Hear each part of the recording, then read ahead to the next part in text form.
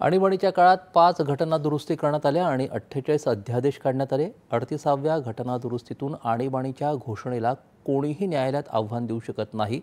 42व्या घटना दुरुस्तीत मूलभूत अधिकार कमकुवत केले गेले आणि न्यायालयांचे अधिकार कमी केले गेले। या काळात लोकशाहीची पायमल्ली करण्यात आली अशी टीका परराष्ट्र व्यवहार मंत्री डॉ. एस. जयशंकर यांनी केली।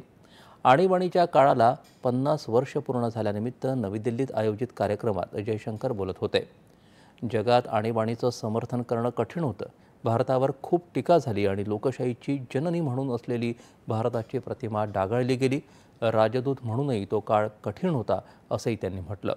काँग्रेस पक्षानं इंदिरा गांधी आणि अगदी राजीव गांधी यांनीही कधी आणीबाणीसाठी जनतेची माफी मागितली नाही असंही जयशंकर म्हणाले। यानंतरच्या बातम्या थोड्याच वेळात।